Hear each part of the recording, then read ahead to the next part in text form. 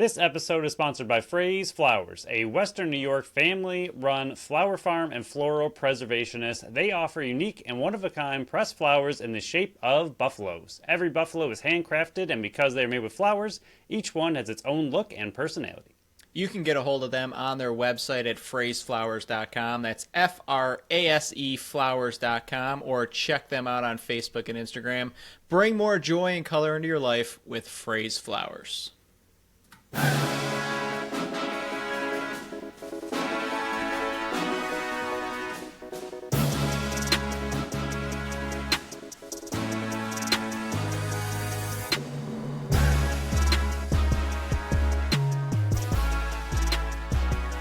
What's up, everyone, and welcome into the Buffalo Sports Collective. It is Friday, February 14th, 2025. As always, I am PK alongside my co-host Phil. Episode 334. It is Bandits only the whole show, Phil. It's been a long time since we did one of these. The Sabres are on break with the Four Nations tipping off. The Bills are officially done with the NFL season wrapping up. We did the awards show on Monday, so go listen to that. That will probably be the last time you listen to the Bills for a while, but there is stuff going on behind the scenes on a special project we got planned. We were going to do it last year. We didn't mention what we were going to do last year, but then remember the whole, I had a sprained wrist, the whole situation with my right hand, couldn't do what we wanted to, so we're pulling all the resources together. We're getting producer Pat ready to get his camera going. We'll just say there's going to be, how should I tease this, Phil? There's going to be hijinks and content created on video that you'll be able to check out, but we won't be in our current studios. We'll be together elsewhere. I was going to say elsewhere as well. Yeah, we're pulling things together. It might not be happening in March, but it'll definitely be out by April. I guess that's another teaser. We're kind of waiting on nicer weather to be able to do this type of thing, but I'm excited for it. We've kind of been teasing new and more fun ways to get more content out that's not just podcast related. I think that was another direction we kind of wanted to, at least for me, kind of take like some, not spin-off shows like when we were doing like the drafts and stuff, but just fun little side projects that I think will find a lot of fun. And usually if we're having fun, the listeners will enjoy it. So I'm looking forward to it. Sort of. The more I agree to do, the more scared I've become. Yeah, that's fair. Should be interesting. It's hard not to give anything away, so I'm just going to say it should be interesting. Yeah, so we will dive into, again, this Bandits only show. So you Happy can follow us on Valentine's Day. Yeah, happy Valentine's Day to everybody out there that celebrates it. We love our fans. Just because we do. So all of our fans are Valentine's. Me and my wife don't celebrate the holiday. We're not looking down upon people that do.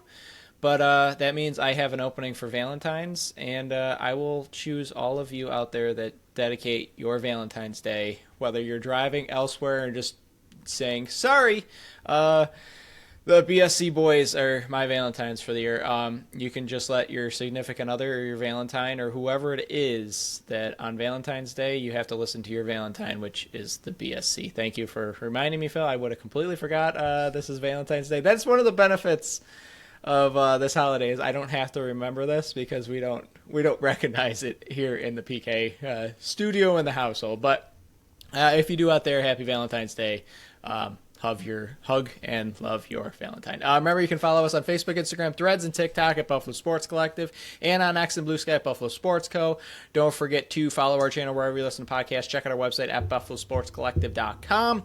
My power rankings came out on Thursday. Phil's article breaking down 2 games will be out on Tuesday. Phil, good luck with that one. I do not envy you whatsoever. We have to talk about 2 games on Monday. You have to talk about it and write about it. You can check out our store on our link tree on all our social media sites or at the top of the website by just hitting the shop tab. Can't make it any easier. You can represent the BSC on the go. What better Valentine's Day gift than a shirt with our logo on it or a mug with our logo on it? Go spread some love with the BSC and look for the time breakdowns, which there won't be in the description of the show. Before we start off, we kind of sent out a tweet, and it got a little bit of traction. We're not saying like, hey, this went viral and all that kind of crap, because we don't really look for that.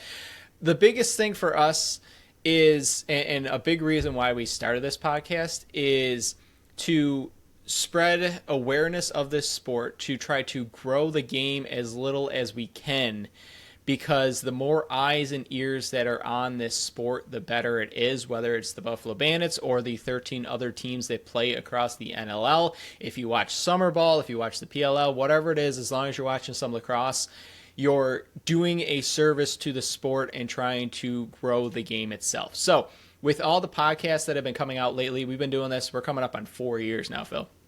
We've been out a lot longer than a lot of podcasts that are coming through, but that doesn't mean we're thinking we're better than them. We're not thinking we're worse than them.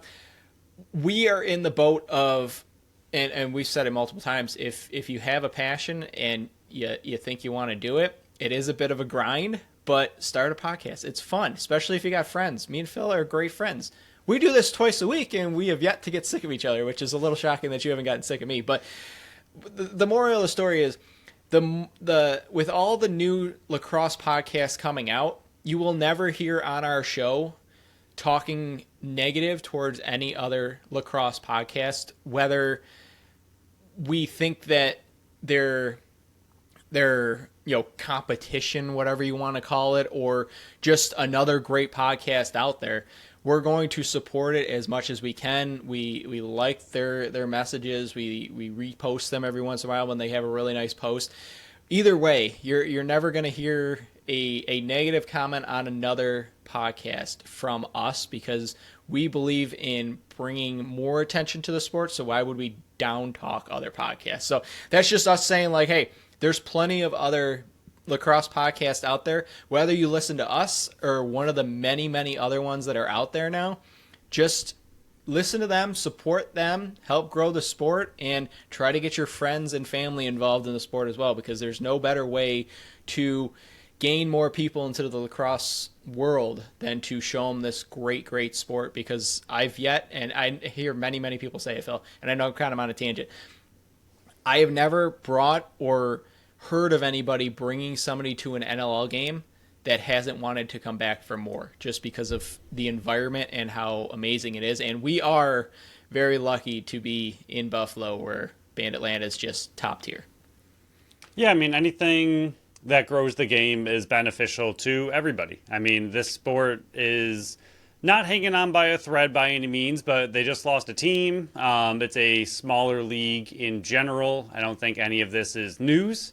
But any kind of content that pops up that can possibly help grow the game, get a bigger reach, make the game a little bit bigger, make it stronger, and give it a potentially brighter future, go for it. Please, by all means, the more content out there, the more eyes and ears that are on this game, the better it is for everybody. So, if you find other podcasts and want to support them, we absolutely encourage it. I mean, we've talked about Priolo's Dinner with the Captain multiple times since we started listening to it, and I think you and I we stumbled upon it because he randomly promoted it, I think through an away game. Essentially, we heard it on the broadcast saying that he has Teddy one. Jenner said something about hey, it's typical Steve Priolo to have a podcast and not say he has a podcast. Right, and I didn't know we had a podcast at that point. We were, I think, 4 or 5 weeks behind, and you and I listened to all of them, caught up, and it's a great podcast. It's awesome to hear. He steals our stuff. He does steal our stuff. He has definitely looked at our notes before,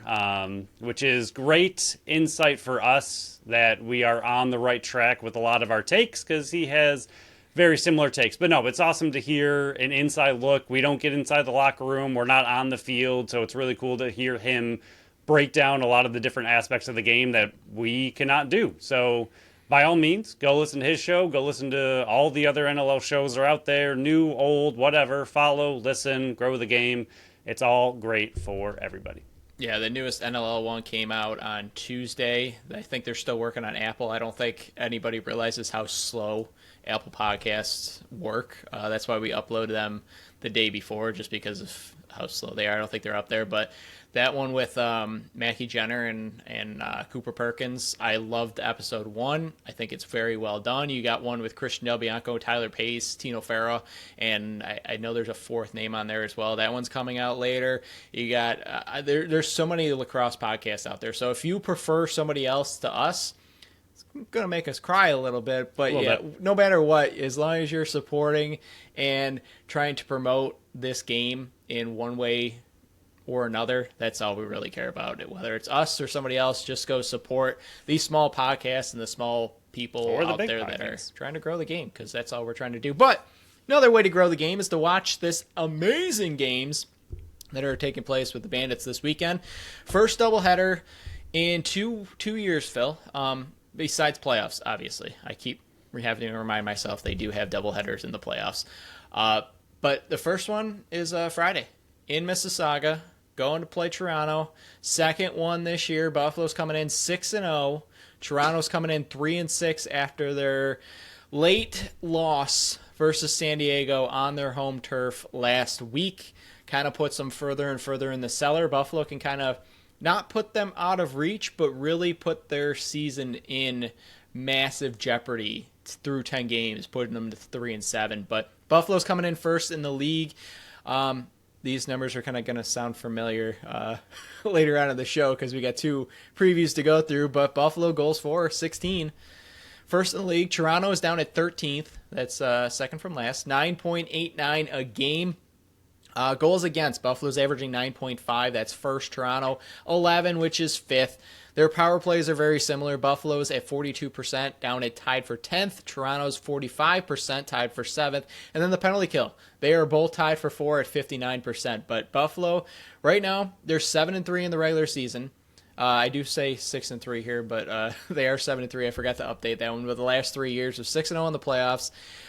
Really, their last game, which we don't really have to go in depth because it just happened about a month ago, but 15-13 victory. Buffalo dominated them in shots, 57-3. They dominated them in face-offs, but T.D. Erling did not play in that one.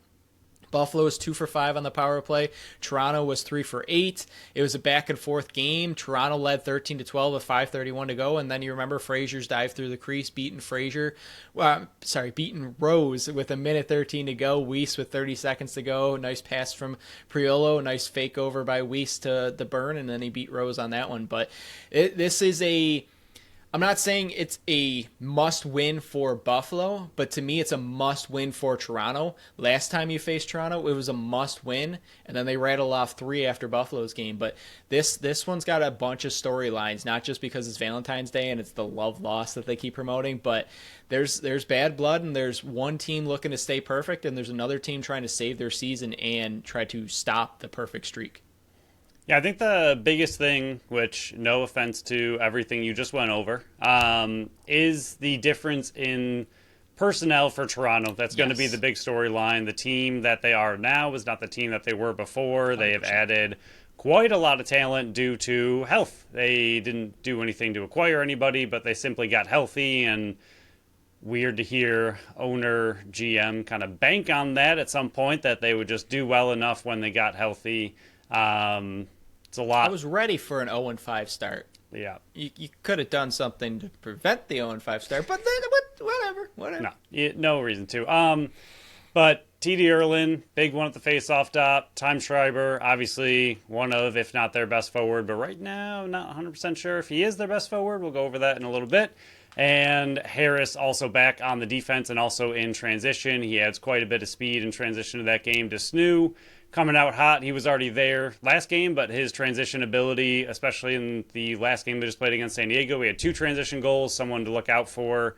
He only has 4 goals on the season, but 2 last game. I think in general their transition is starting to pick it up quite a bit, and something the Bandits are going to have to kind of keep an eye on, but something the Bandits have done really, really well with their forwards sprinting back on defense is shutting down transition, so that'll be interesting. But the biggest thing to me, before we dive into more and more numbers, is simply the return of those players. They are pretty massive players for Toronto, and I think it's hard to compare last game and this game because of them. Obviously, the goalie's the same, a lot of the players are the same, but when you add a face-off guy, a defensive all-star, and a defensive or offensive all-star, you're adding one piece to each aspect of the team to make them a little bit better. Yeah, and another added point to that is Jalen Rogers. He did play in that game, but that was his first game back. Right. He was I'm not saying he was rusty, but the second half Buffalo either was able to lock him down or he just didn't have the same amount of juice first game back. So playing in 3 other games, them going 3-1 with him in the lineup after the Bandits game, that's another factor that you got Jalen Rogers, more healthy and not just off one game his first game back. So yeah, 4 big pieces, 3 big pieces that weren't there, 4 big pieces that are fully into the lineup now. But more storylines. Belter versus Gash, that whole viral clip that went nuts. We'll see how that pairs out. If there's any rematch or any consequences for Gash's actions. Move on from that one. You and I both listened to the interview. I believe it was Daily Dive did with Gash, and it was really nice to hear that Gash and Belter talked it out after and were completely calm, cool with each other. I know in the heat of the moment when the teams start getting, heated, obviously a big rivalry game, we'll see what happens on the field. It's much easier when the whistle is done and you can kind of settle down and that adrenaline's not flowing. So we'll see what happens on the field. But in general, I thought it was kind of nice and interesting that they were able to talk it out after the game and just kind of discuss what happened and just be very calm, cool about it. Like there was no bad blood off the field because of it. That's what I was going to say is there 2 storylines? Is off the field is one story, but in between the lines, is it once that whistle's going, it's different. Yeah, we're going to chapter 2 on this one. You got Weiss versus Hochstrauser carried over from last year's playoffs, carrying over from this game earlier. You got Jubenville, who had a high hit on Bucky, where I was kind of saying, he seems like he's targeting Bucky here, and then he got him high. You had Rose that got chased. You had Vince that wasn't playing great. And even for the Bandits, there was no Klutch in that game either. So McKay had to step up, and Scanlon played a big role in that one. So it'll be very interesting. There's a ton of storylines in this one. A lot of bad blood. A lot of past storylines of Toronto never being able to beat Buffalo in the playoffs. Can they save their season by beating Buffalo here? But we don't have to go in super in-depth with the players because we just did that last month. But with the lefties, we'll still mention them. Brian Cole having a very solid season for the rookies. He's kind of carrying the left side because the other 2 veteran lefties aren't doing much. Dan Craig and Corey Small talking to you. The righties, Chris Bushi, Josh Dowick, and Tom Schreiber. They really only have 3 righties. You'll see Jalen Rogers up in there as well. But I know you're going to talk about him, so I'm going to leave him there for you. But it's been the righties that have been carrying this offense. But to me, this offense is still going to run through Tom Schreiber. So if you're able to limit what he does, it's just the secondary pieces. I know they put up 13 goals on you the first matchup, but I really do believe that if you're able to control what Tom Schreiber does on that offense, you're going to be able to stifle that offense. And that's what seems that this offense has still been struggling to put the ball in the back of the net all season long, but they are carried by the heavy righties. Yeah, I mean, this team, their offense is just weird. I know they struggled. We said early that going on. into the season, too, and we had no data. Right. And it's still weird. Against Colorado, obviously, I think they put up an insane amount of shots against Colorado. So a lot of that was Dylan Ward. He just stood on his head, played great, put up 14. 58 saves he made or something like that. It was a lot. Put up 14 against Calgary, only 11 against Saskatchewan, another good team. And then in this last one, only 10 against the Seals, another good team.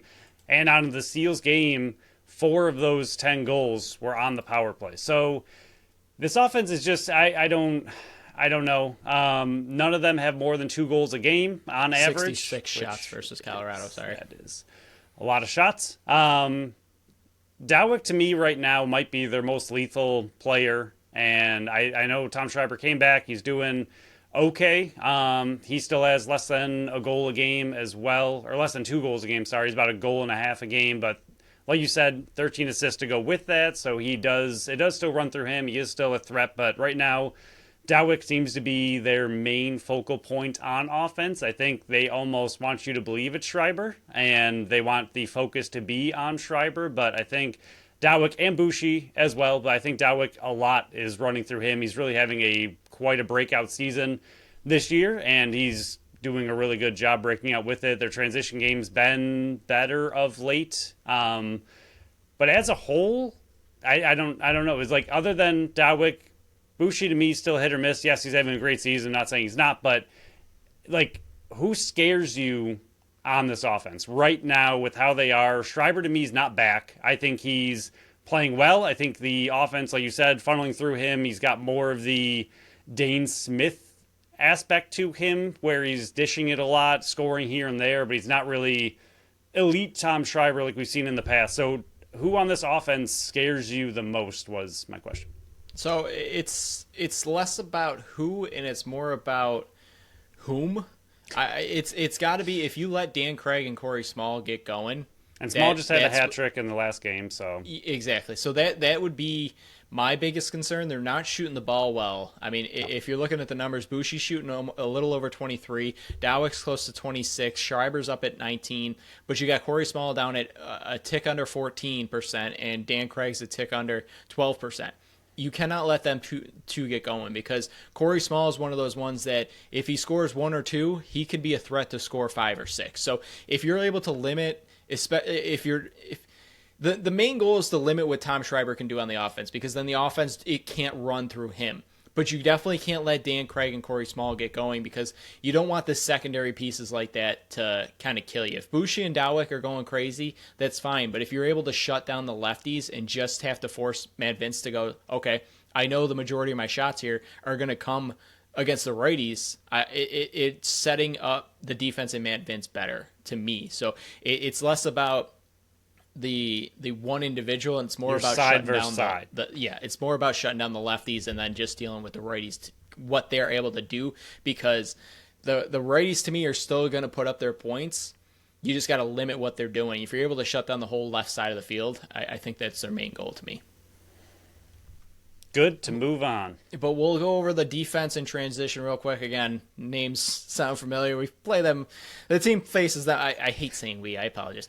The team faces them so much. Mitch Desnu, you already kind of talked about him off the bat. T.D. Erlin's played in 4 games now. He's winning 66%. I think this is going to be the best test that Connor Farrell has had. I know he just went against Joe Nardella, but to me, it's T.D. Erlin is one of the tops in the league, and his numbers back it up. You got Latrell Harris back in this one, so he's going to be a threat in the transition game. Justin Martin, the Justin Martin of Toronto, is always a threat in the transition game. And then you got Jalen Rogers, and Brad Cree is off the holdout list as long as they don't put him back on because of the firefighter work. But Brad Cree is another one that's only played in 5 of the 9 games they've had because of firefighter work and commitments outside of it. So their team is, based on their injury report last week, they're very healthy. But I guess we can tie Nick Rose into this real quick as well. He's bounced back and played much better in the back half of their games so far versus the first 5 games, and I think a lot of that has to do with the defense and the offense in front of him. But you did chase him last game, and Howlchuk came in, and Buffalo really didn't know where to target him. It was kind of like when they pulled Jamison and put in Andrew Kidd. The offense is not prepared and didn't study as much tape, and there's not as much tape on the backups. So that's something of note. If you're able to chase Rose again, Howlchuk had a pretty stinking good game in relief. Yeah, I think that's one of those things. We'll start there and work backwards. That now that they have a little bit of film on him, I think they put that in their back pocket. They have that information. The coaches have gone through that, probably ran through it with the offense a little bit, where if they do make the switch, like, okay, here's the notes on him, here's what we got, let's, switch our focus, and this is what we kind of know about him and how he played against us, where obviously all the focus is going to be on Rose to getting prepared and getting ready for this game. But if they switch, I think now that you have some film on how he did against the Bandits, I think that does give them some kind of information that if he does come in, okay, we can switch our game plan to whatever it might be, whatever his weaknesses are that they found against him. So I think it's good that Rose was pulled, and if he does get pulled in this one again, like you said, I think they just have some tape on him. I do think Rose is playing much, much better with the defense back healthy. The last 4 games, he's had one game at 11 goals. Other than that, it's been under 10, which is back to the Nick Rose of old, so that's going to be tough. But the Bandits, clearly have the best offense in the entire league and always give Toronto fits. So not terrified by any means, but it's not good to see Rose back for the Bandits heading into this game. Desnu, Gash, Harris. Harris is going to be a big one. 4 caused turnovers in 4 games. Nothing. He's not back to his elite self, especially with the lots of injuries he's had, those build up on a player. It's going to take him possibly the rest of the season if he stays healthy to truly get back to where he was, but he's still a big threat in this game. Like I said, Cree, I think he's been playing the home games essentially because of his firefighter work, so we'll see. I think it was Lacrosse Classified I was listening to that was saying that he kind of goes on the holdout for away, but then they try to get him back for home games, so we'll just kind of see how that plays out. But he's a huge part of their defense as well. If he's in this one, it makes things much, much tougher. But as a whole, they have a very, obviously, good defensive unit. It's not new news, but I think the return of Rose to form is news, and I think that is a big deal headed into this game. But the Bandits' offense is the Bandits' offense. As you can tell, we promote other podcasts because we've been mentioning like 7 or 8 of them at this point. But yeah, we listen to them all because, yeah, again, for us to do what we do here, more information the better. And what other place than to go to other podcasts that talk about this one as well. But my main one question, wrap it up in 30 seconds here before we get into our prediction of this game, and then we can move on. If the Bandits do blank, they will walk away with a win. Oof. Oh man, there's so many options. I'm gonna say hold Toronto under 10. I just don't see any defense, goaltending, anything right now stopping that Bandits offense from scoring at least 10 goals. So I think any game you hold the other team under 10, which I think right now the defense and Vince are capable of, I think you get the win. If the Bandits limit the depth scoring, they will win this game. So hold them under 10. I'm a little nervous on the transition game with Mitch DeSnew, with Latrell Harris, so on and so forth, but especially, Brian Cameron, who there isn't a ton of film on. It's just this year. He kind of backed down Steve Perillo to start the game last week. But, Phil, what is your prediction of this game? I am going to go 13-11 with a Bandits victory. They have not scored under 13 in a game, and I don't think it'll happen now, even with Toronto playing better. And I really don't like Toronto's offense. Didn't like it coming into the season. Still don't like it, even though they've been better of late. They really haven't been great by any means, and the Bandits' defense and Vince are great. So if you follow our BSC picks every Wednesday that we post on all our social media sites, you already PK's know. True colors are flying. I went back to the Toronto side. I do agree with the 13 goals, so I do have Buffalo scoring 13. You have their offense putting on more than 13? I said I was worried about the secondary scoring. Terrified. am a little nervous with the back-to-back, and I can't see, and I guess this is a teaser for the next one, I can't see them dropping both games. I see them dropping this first one just because Toronto is that much more desperate than San Diego coming in, and it's tough to fly West Coast to East Coast and perform. Yes, you're coming off the back-to-back Buffalo, but I think Toronto is more dangerous than San Diego. So Buffalo's going to fall at some point. I can't see them going 18-0. So if this is the week, this is what I got called out in our Bandits chat. If I'm wrong, I got Toronto winning 14-13. I'll just put it out there. If I'm wrong with my prediction, that's good because Buffalo won. If I'm right about my prediction, I was right about my prediction. So I'm in a win-win scenario right here covering this team. But yeah, I got them 14-13 loss. You got them 13-11 victory. And with that, Phil, we're going to dive into our first sponsor of the show. I'm like you, I'm scrolling all the way down for this because I get to kick this one off, and I'm still scrolling. Our second sponsor of the show is Tap That Tap Room at 363 Delaware Street in Tonawanda, New York. Buffalo's first women-owned self-pour bar. That means you just grab a beer and you go serve yourself. Couldn't be any better. Featuring 30 consistently rotating taps, they offer a variety of beers, ciders, sours, seltzers, and malt beverages. PK, we always talk about how Tap That Tap Room is the best place to watch a Bandits game. If you're going out, Bandits watch parties need to be there.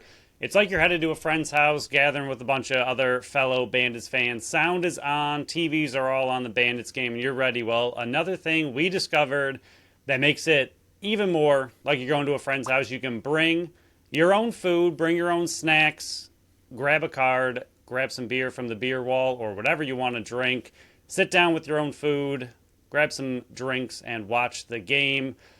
I think it's a really cool kind of thing. A lot of places do not let you bring your own food. I feel like for the most part it's pretty frowned upon, but at Tap That Tap Room, they want you to feel right at home. So BYOF, bring your own food. They have the Bandits watch party with the sound on, double header weekend, Friday, 7 p.m. against Toronto, Saturday, 7:30. If you didn't get tickets to the home game against the Seals, check out what other events Tap That Tap Room has on their Facebook, Instagram, or their website at tapthattaproom.com to see what's on tap and what's on deck. Tap That Tap Room has something for everyone. You almost caught me there, Phil. That was creepy. I love it. I did not see if you had that written in the doc. I scrolled back up to the notes, and I was like, oh, he's saying my line. Oh, shoot, he's going to throw it on me. But we'll move forward here. Saturday, the second half of the doubleheader. Buffalo is at home. They'll either be 6-1 or 7-0, taking on the 4-5 San Diego Seals. This is why it was important to watch Seals versus Toronto last week, because you didn't have to watch two different games. You just had to watch the one and scout both teams. It was glorious. Buffalo, these numbers will change because there's the game before. But again, Buffalo first in the league in goals for. San Diego's down in 11th at 10.67. Buffalo goals against first. San Diego, 11.11, which is 6th in the league power play. Again, tied. They're both tied for 10th at 42%. And penalty kill. It's a big swing here with an 8% difference. Buffalo's at 59%, tied for 4th. San Diego's 51%. They're down at 11. So small gap there between 6 different teams there. But last 2 years, Buffalo's 2-0 against them. Last year, a 12-9 win on banner-raising night.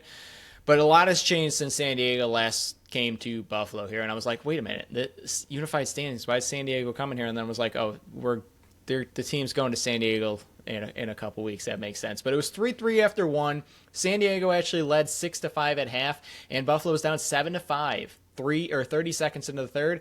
Then Buffalo would go on their well-known little streak here, 5 straight, take a 12-7 lead. In that game, you had Stotts, who is now suspended. You had Dixon, who was traded. You had Doby, who left in free agency. Baptista's hurt. Shumay is hurt. So in the game, the players that are going to be in this game coming out, Berg had 3 goals, 1 assist, 4 points, 9 shots, 10 loose balls. Leclerc was still playing in transition that year.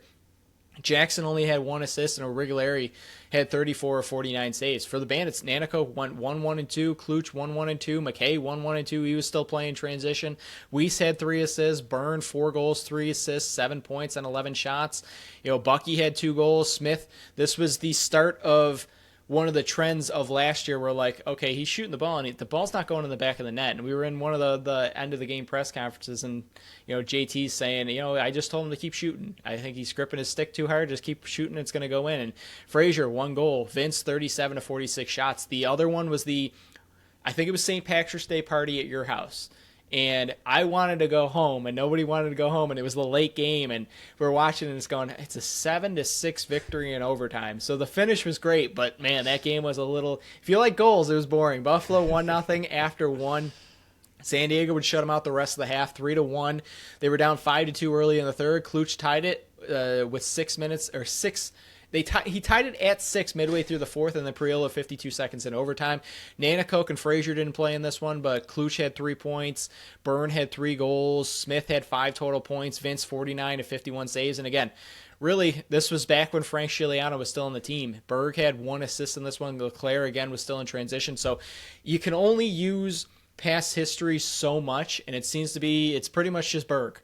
That is a repeat. Berg and Jackson are pretty much, and Leclerc, but even he was playing in a different role. So this San Diego team, you're really going to have to base it on what you've seen this year rather than what you've seen Buffalo do against this team in the past, because besides a handful of players, this team is completely different than what you saw last year around the same time. Or even before luckily, at least once last year they did face O'Rig. That is good to have some tape on him and to figure out. I mean, obviously they have other teams playing him, but it's very different when another team plays him versus the Bandits playing him. You get better film on what he does directly against your offense. So with Scigliano playing the other game, it's good that they have at least a little tape on O'Rig as far as how they stack up. But San Diego is very, very different. They've had a very weird season. I think both of us, as we went over in a recent episode, You don't have to bring this up. Okay. Mispicked them so far. They're struggling. They are struggling. Their offense is struggling. It started off okay and now just is not able to keep up. I mean, Hellier, who I was really hoping the Bandits might get, but only if Bucky left. He didn't leave, so that's fine. Leading their team with 40 points, Benesh, Berg, McIntosh. Berg's absolutely the one you got to keep an eye on. He is the captain of their team. He is doing really, really well this season. Not incredible. He's going where the team is going, which is not scoring all that much, but he's definitely doing enough on their offense. I mean, Benesh, PK's favorite. I was a huge Benesh fan while he was here. He's having a pretty good season. Kyle Jackson having an okay season. And Hellier, Berg, McIntosh, very similar to Toronto, although Benesh is much more lethal than anything Toronto has on the left side. But it's the right side you really have to focus on, shut down, very similar to what you said against Toronto. If you shut down the righties, your lefties should be able to be contained, although Benesh is not too bad. Yeah, you stole my thunder by reading all the names. Love it, though. Love it. I like just talking about this more than setting you up for it. You set me up for the spike on this one. But yeah, Benny is the only player that can come into Bandit Land and receive cheers from me when I'm in the stands. He's the only player that everybody. Yeah, he's the only one that comes in that I will applaud a goal going in. Sorry, Bandits fans, it's just that's the rule. Even when he was in Halifax, and he's Albany, a great guy. That's what I would do. But he's shooting 26%. The issue going into the season has been the same issue that a lot of people that were not me, because I didn't really click this into my head, were a bit worried about with the lefties. And it was Ryan Benesh, Kyle Jackson was on the holdout list, I believe, and then it's a bunch of rookies. You had Trent DeChico, who is a rookie coming in 9th overall pick. He's kind of running out the back door at this point. Adam Noakes, he's on the practice squad right now. He's probably not going to be coming up. They're relying on Ty Thompson, who for some reason always seems to put in 1 or 2 versus Buffalo, so don't be surprised if he pipes in 2 goals, 1 assist on the night. He's 2, 4, and 6, shooting 22%. They traded for Dylan Watson. They were running Zach Courier out the front door for a while just because they didn't have any lefties to fill it. The big reason why I was picking this team to be so successful was because I loved what they did to the offense, because this was not a team that we mentioned 3 different teams in the offseason. I hate to keep bringing it up, but Toronto, Halifax, and San Diego, all teams that kept falling short of expectations in the playoffs. And you can't keep doing the same thing and expect different results. That's the definition of an insanity. And that's why I literally liked what San Diego did. They pretty much reworked their entire offense. Has it worked? Not really. I mean, they've definitely struggled to gel. That's kind of an issue when you're bringing in so many new faces like the Benesh, the Helliers, the McIntosh, so on and so forth. It's easier to replace 1 or 2 guys to fit in rather than, okay, all these guys got to come in and fix the system. But you said it perfectly. The righties are the threat on this team. They've been carrying this offense. It's again, you can't let the lefties get going. Benny is still Benny. He's having a very solid season, but a quieter season than I was expecting him to have on San Diego. But I think a lot of that is due to just the lack of talent and the lack of efficiency that the lefties are having. So who's ever playing defense on the left side is just like, okay, if we take out Benny, they got nothing else. I think that's a big reason. He's still shooting 26% though. But yeah, it's definitely the righties you got to maintain. The offense kind of runs through Hellier right now. And if he's kind of like a Tom Schreiber-esque with a better shot right now, he's shooting 18.5%, but it's just that one shot that he had to tie up the game last week was just absolutely filthy to beat Nick Rose. But this offense, you can't let him get going because there's a lot of veteran pieces on this that know how to beat goaltenders. They've played Matt Vance a ton in their career. I think when I put out my first power rankings in San Diego, I think second, everybody's like, yeah, but this would have been a great ranking in 2018. It's coming back to be true, but this team still has a lot of talent on the offensive end that is worth noting. The last 6 games, though, no game more than 11. 4 of the last 6 under 10. Their offense is struggling, and that is one of the big things about the Bandits that we've talked about a lot. They are very balanced. Their entire team is a massive threat, and you never know which one's going to go off that night other than Smith and Byrne, and those two being on opposite sides is huge. But then outside of that, anybody can go off at any time. Every single one of them, if we were dissecting the Bandits as a team and going over their forwards, like it wouldn't be, okay, shut down the lefties, you're good. Shut down the righties, you're good. It's somehow shut down the whole offense and you're good. And that's what makes the Bandits so lethal. As we talk about some of these other offenses, you can kind of focus in on one or two players or one side of the offense versus the other side. It makes the other team, makes it better for the Bandits defense when there's less to focus on. With the Bandits offense, there's so much to focus on, which makes it very tough on opposing defenses. And that's what makes their offense somehow put up 16 goals a game. It's insanity. But the defense transition, my favorite player, Zach Currier, made his way to San Diego, not to Buffalo, chose the warmer weather. Fair enough. He's having a really, really good season. Transition player of the year. He is on pace. He's up there in the race. Then you got Jesse Gamble, James Riley, Eli Gobrecht, who's having a decent season himself. 17 caused turnovers is quite a bit. He's having a pretty good season. Graydon Bradley, Danny Logan, Zach Deacon, Kyle Rubish, another player who I like quite a bit, also having a really good season. 13 caused turnovers, 46 loose balls.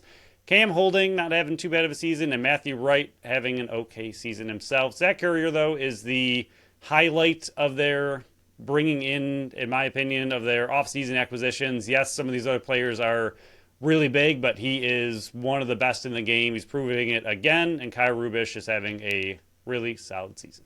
Yeah, you're going to see a bit of Zach Currier playing up with the lefty forwards, either double shifting and playing the first shot on the Ian back end. McKay-esque. Yeah, but he's probably going to be doing more of that transition split time just because of the lefties right now. It'll be very interesting to see what type of lineup they roll out because it's never the same week to week based on injuries. And Benny was questionable last week. He did end up playing, but Baptiste is a missing piece here. Shumay is a missing piece here. So they've been injured on the back end. James Riley is going to be their faceoff guy. They signed him last week, I believe it was, put him on the practice squad and called him up. He's got 38%. He went 9 for 24 versus T.D. Erlin. You're going against T.D. Erlin in your first game in the NLL. Welcome to the league, kid. But yeah, Eli Gobrecht, he's having a solid season back there. But the number one player that I want to mention right now, and it's more of a gut check. It's Matthew Wright in the transition game. Yes, he only has 1 goal and 1 assist, but he's one of those players that every time you're watching it, he's involved in one way or another in their transition game, and he's always up near the goaltender. He's got one of those smaller cages on his face. He kind of stands out to me. He's a younger player. He's not been in the league very long, but I really like his promise. Danny Logan was the same type of player last year. I remember mentioning him and being a big fan of his. And 52 loose balls, 10 caused turnovers for Danny Logan. He's having a solid sophomore season. But Matthew Wright, to me, is a player to keep an eye on. And if you're seeing a couple goals in the transition game, my best bet is Matthew Wright has a hand in it if Zach Currier does not. So to me, that's just it's more of a gut check than anything else I'm seeing. It's just he seems to be around the net in the transition game more and more lately in these games. Yeah, 23-year-old rookie who is coming on, and as the season grows, he's going to get better and better. So like you said, his stats aren't eye-popping by any means, but what he does have is solid for a rookie defender. We saw it with Cam Wayers and the Bandits, thrown out there really early in the season when he wasn't supposed to be. Had a lot of rookie troubles early on. Picked it up in the second half, and you can kind of expect something similar probably with the trajectory he has currently with Matthew Wright. And like you said, if there's a couple goals that kind of help that offense that's struggling, kind of give them any kind of boost in the transition game, it could come from Wright. Goalie Chris Origlieri, one of my favorites. He is struggling. He's having a bit of a rough season. There's been games that he's played really, really well and just hasn't gone his way. And there's been games where he's looked a little bit off and not quite the player that we expected him to be. I really wanted him to take that next step. I'm a big fan of his. Young goalie, but he is not looking amazing. Even in this last game, he had quite a few squeakers, in my opinion. Yes, 4 of the 5 on the power play, so only 6 even strength goals, but there were a few that just snuck under his arm that I feel like a guy like him should have. He's a very solid goalie. So we'll see how he performs this one. He's going to need to stand on his head like we've talked about with this Bandits offense. They are incredible, and until they are stopped, they will continue being incredible. So O'Reilly's struggling a little bit, but we'll see if he can pick it up and lock it down in this game. Yeah, it's going to be very interesting because it's back-to-back weeks for Buffalo versus San Diego, and I just remembered, next Saturday they head west to San Diego. But yeah, I think if you exclude the first 3 games of the season, if you're able to do that one where he gives up 15 versus Philly, 13 against Georgia to start the season, and then 11 versus Colorado, I can't really put very much blame on Chris O'Reilly. He's not playing the same high-level game that he did last year where he kind of took the league by storm and was up for goaltender of the year. But he has done enough for this offense and this team to be in a better position than sitting 4 and 5 in the standings right now, in my opinion. To me, the number one reason that they're sitting 4 and 5 is the offense just has not produced. And yes, you can blame about, there's some injuries on the back end. Your faceoff man's not there. You don't have Patrick Shumay, who I believe is a very underrated defender back there. But you still got to put the ball in the back of the net, and they just haven't been able to do it. And too many times, Chris O'Reilly has just not gotten the goal support. I think his numbers have come back down. I still think he needs to make a few more critical saves in these situations, being down at 76%. But the numbers have risen to a better level than they did to start. You just can't let him get going. He's one of those younger players that I believe it was his second start last year when he came in banner raising night. I thought he played very well, but it'll be very interesting to see how he does in his second go-around in front of 18,000 fans in Banditland. If you're able to kind of shake him, he's not a player that can really be shook. He's kind of he plays older than his age, but I do think that you can still get to him. It's shown this season. He's not playing at that same elite level as last year, but he can be a threat if you let him get going. To me, it kind of reminds me and is kind of Brett Dobson-esque, who can steal you the game but can also throw out stinkers. And it kind of happens in the NLL as a young goaltender when you're coming up through the ranks. So if you don't let him get going, I do think that Buffalo can walk away. But it's going to be my same question, Phil. If Bandits do blank, they will walk away with a win. I'm going to switch these two. I had a different one for Toronto, and I forgot it, and now I'm going to switch it real quick. So Toronto, that game, other than what I said, because I still think it's true, I'm going to say stay out of the box. My goodness. True. Yep. Stay out of the box. They just went 4 or 5 on the power play against San Diego. Stay out of the box against Toronto, and this one, I'll flip it back. Hold them under 10. I think you get the win. I think their defense is fine. I think O'Reilly's fine, but against lesser offenses, the last 4 games they've given up double digits. The Bandits are better than any of the offenses they've played recently. So as long as the Bandits get to double digits, and I do think you can hold this offense to single, I think it's a victory for Buffalo. If Buffalo gets to O'Reilly early, they will walk away with a victory. We'll get into our predictions. I'll toss out mine first for once. I don't know if I've ever done this. We're switching up this whole one. You went over all the players, and I'm doing this one. I got them winning 15-8. I have them a big bounce back victory on this one. I think they get to O'Reilly early. I think they do pull O'Reilly and go to Mike Poulin, who's the backup right now. And I don't see this offense being able to beat a Matt Vince and this defense coming off giving up 14 goals, which I predict to Toronto. So that's why I got them winning big versus San Diego in the first of 2 in back-to-back weekends. So Phil, 15-8 victory for Buffalo versus San Diego on Saturday. Yeah, I think it's going to be really interesting. I'll give my prediction, but this is why it's going to be interesting with them playing back-to-back. It's the first time we've really seen it all season. First time the Bandits have played 2 games in 2 weeks in who knows how long. So it'll be interesting. That is insane.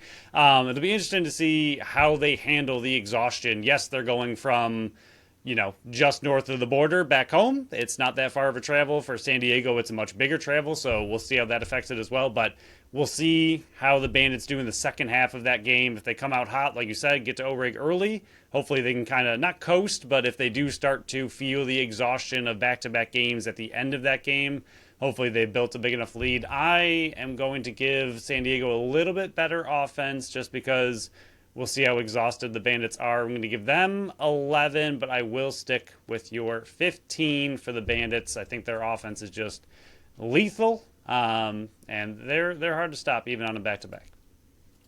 So that goes over all of these. Before we get into the milestones and the NLL outlook, let's go over our third sponsor of this show, the Totally Buffalo Store. The Totally Buffalo Store, founded in 2020, their mission is to celebrate all things Buffalo with over 100 local artisans. They are the place to go if you need a gift for a friend or you just want to shop for something for yourself. Be a little selfish sometimes. It's okay. Treat yourself. They offer 3 locations, 3328 Sheridan Drive in Amherst, 3459 Amelia Drive in Orchard Park, and 467 Center Street in Lewiston. It is back-to-back MVP weekends around here in Buffalo. Last Thursday, Josh Allen rose up the trophy and had that vintage saying and motto now for the Bills Mafia. It was MVP weekend last weekend, but it's MVP weekend at Totally Buffalo Store. Friday, Saturday, and Sunday. Phil mentioned it in the last show, but we're hammering it home, pushing it in your face this time because it is this weekend now. It's happening from 10 to 6 on Friday and Saturday at all 3 locations, and 10 to 5 at only the Orchard Park and Amherst store on Sunday because the Lewiston location is closed. Everyone can and will be entered in to win the big MVP basket. There's 20% off the 40-ounce tumblers, and I saw the new ones online.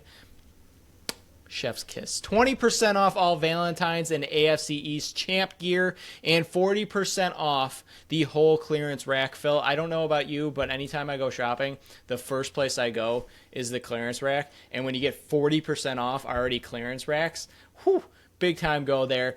They have unbelievable merch out there. They have unbelievable apparel. Anything that you're thinking, they got it at all 3 locations. And whether you're in the North Towns, the South Towns, or anywhere in between, all 3 of those locations are within driving range. It's going to be a little bit dicey this weekend with weather, so why not catch a little warm weather? Head out to the Totally Buffalo Store, stay a little warm, stay a little long, and enjoy the MVP weekend at the Totally Buffalo Store. So check out their Facebook and Instagram pages, and to find out what else they got coming up, check out the TotallyBuffaloStore.com.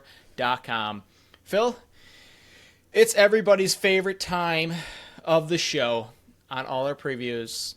The milestone minute, the fastest milestone minute in all of podcasting. No other podcast does this, and this is the only time I'm going to pat myself and toot our own horn, Phil, about podcasts. We're the only ones that do the fastest milestone minute. The only podcast ever to do this kind of thing. All these possible milestones can be found on X and Blue Sky at Buffalo Sports Co., and we post them leading up to each game. So if you don't want to listen back to this fly-through fast forward, yes, you're not listening to this coming up on fast forward. You're listening to this at normal speed. I just talk this quick for the fastest milestone, and you can check them out there if you don't want to listen back. Remember, there's 2 games, so if some of these numbers seem a bit big, it's because they got 2 games in 24 hours here. So there's a few here, not a ton, not as many as I was expecting, but away we go. Justin Martin is 1 cause turnover away from tying Alex Hill for 8th place in Buffalo Bandits history. He averages .53 a game. Ian McKay is 3 goals away from setting a new career high. Cam Wires is 2 points away from setting a new career high. If Paul Dawson plays in both games, he will tie Derek Sundins for 7th place in NLL history in games played with 274. Dane Smith is 8 goals away from 400 for his career. He averages 2.12 a game. Chase Frazier is just 1 assist away from 100 for his career. He averages 1.27 a game. Dane Smith is 13 assists away from tying Ryan Benesh for 8th place in NLL history. He averages 4.09. Remember, he faces Ryan Benesh on Saturday. Dane Smith is 23 points away from tying Gary Gate for 10th place in NLL history. He's 24 away from tying Dane Doby for 9th place, but Dane Doby has 2 games coming up this weekend. And the final one, Connor Farrell is 7 faceoff wins away from passing Rob Kirkby for 8th place in Buffalo Bandits history. It's pretty rare that Dane Smith is not approaching some kind of milestone pretty much every single time. And 3 monster ones. And if he's not, he's immediately chasing the next one, and he's like 1 game away from getting in reach of another one. Yeah. If he takes 1 game off. But something that we did do that a fellow fan called out, which was hilarious and great. I think the Bandits released Matty minutes because of how many minutes he has as a goalie, and then somebody called out our Mad Matty minute that it wasn't as good as that, and that was also a NLL and podcasting first and only, the Mad Matty minute that PK is absolutely yet. Stop bringing it up. following. Matt, you heard nothing. But yeah, that was great. Mad Matty minute, fastest milestone minute. We got it all. All the minutes are on this podcast. Yeah, if you can see, I got a theme over here, Phil. Minutes. Dealing with minutes. I don't like going over a minute. We don't like going over an hour, so we're getting close to the hour mark, so we're going to wrap it up here. NLL Outlook. Ton of games, ton of doubleheaders coming up. Both these teams coming up right here are part of the doubleheader weekend that is across the NLL for whatever reason. There was 4 games last week. I know what the reason is, the arena availability. Don't get on my case. 6-2 Saskatchewan Rush head to the 5-3 Calgary Roughnecks Friday at 9:30. After that, Vancouver 4-5 trying to get back to 500. 2-6 Vegas Friday at 10:30. Flash forward to Saturday, 5-4 Philly trying to maintain over 500 heads to the hot and blistering 4-4 Halifax Thunderbirds Saturday at 6 p.m. 4-4 Ottawa heads to 2-7 Albany Saturday at 7, followed by the 4-6 Rochester Nighthawks going against and fresh off a Saturday game 6-2 or 7-3 or whatever it is after the Friday game. Saskatchewan Rush Saturday at 8 p.m. And then the final game, which we probably won't have the final results for, the 2-6 Vegas Desert Dogs head to the 5-3 Calgary Roughnecks. Calgary back-to-back home games. Las Vegas a home and away. Sunday at 7 p.m. Saskatchewan, Calgary, Vegas, and Buffalo all back-to-back games this weekend. It's a lot of implications and a lot of mileage going to be put on those bodies this weekend. Yeah, it's something we haven't talked about too much, even with the Bandits. It's a monster weekend for them. If you're 6-0, it looks great. If you're 7-1 or 8-0, it looks even better, especially if you can bury 2 of the top teams, arguably, if they ever catch fire in the league. Beating Toronto, beating San Diego would be monstrous for the Bandits. So if they come out of this weekend 2-0, 8-0, you're looking great. If you come out of this 6-2, you're still looking obviously fine. It's a really good record, but not nearly as good, especially if you allow Toronto to beat you and split the series. So huge weekend for the Bandits, and very similar, like you said, Saskatchewan 6-2. They have 2 games. Calgary 5-3. They have 2 games. Las Vegas, if they have any hope of making playoffs, they're 2-6 and have 2 games.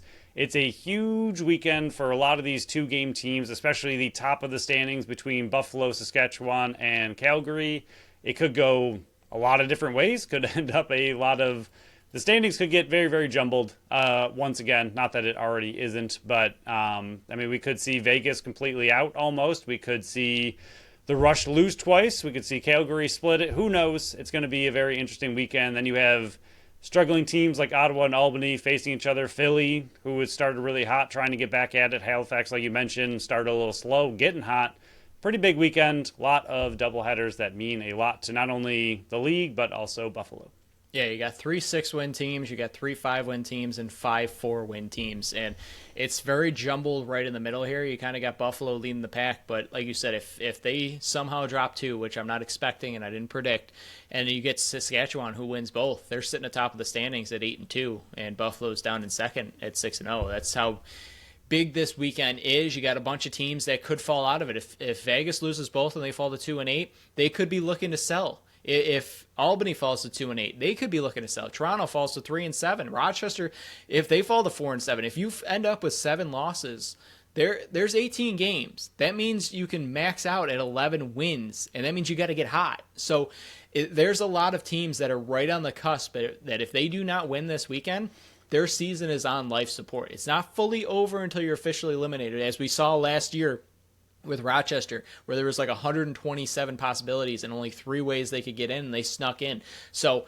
it's not over until your season is completely over. But there's the teams that are on life support right now. You got to get Ottawa figuring out that offense because their back end's looking great. Halifax has completely turned their season around and making me look like an idiot. Calgary, again, another team that's making me look like an idiot. Cam McLeod's turning his season around, and he's playing really well in net. So in Philly, who started off 5-1, and now they're sitting 5-4, possibly slipping to 5-5. So there's so much implications this week, and we kind of say it every week, but after this, it's week 13. Because there is.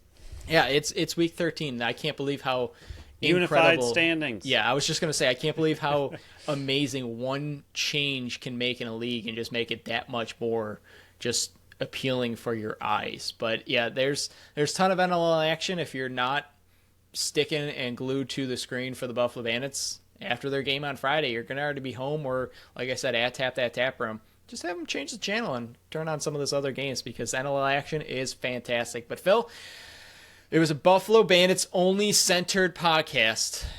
We only talked about Bandits completely on this one. Is there anything else before we shut it down and get ready for a lot of note taking, a lot of rewatching? You got to rewatch 2 games this weekend, which I'm looking forward to as long as it's victories. Yeah, no. Go enjoy the big Valentine's Bandits weekend. A lot of love for the team, and they're hopefully going to return the favor with some victories and make the fans feel loved as well. But yeah, and enjoy the weekend. Not looking forward to all of the post-game work that comes with a doubleheader weekend, but we'll enjoy the action while it's going on. Yeah, I haven't installed it yet, but remember, I think at my old house, I said I was going to put in a seatbelt to lock in and strap down. Just do that for Monday's show. That's all I got to say is usually our reaction shows are a bit longer. We got 2 games. It's going to be, again, Bandits only on Monday, unless something major happens, which I don't anticipate because that would only happen with the Sabres, and they don't do anything. Sorry, we're not including them. But yeah, Bandits only on Monday unless something massive happens, and that might be one of our longer shows, so strap in and get prepared for Monday's show. But that will conclude this episode. Thank you all for listening to another episode of the Buffalo Sports Collective. Thank you to Tap That Tap Room, Totally Buffalo Store, and Phrase Flowers for sponsoring this episode and this podcast. Follow us on Facebook, Instagram, Threads, and TikTok at Buffalo Sports Collective, and on X and Blue Sky at Buffalo Sports Co. Visit our website at buffalosportscollective.com. My article for the Power Rankings Week 12 came out on Thursday. Phil's massive article is coming out on Tuesday. Check out our store and our link tree on our socials or at the shop tab at the top of the website. Follow our channel wherever you listen to podcasts and make sure you leave us that review on Apple and Spotify. Until next time, bye-bye.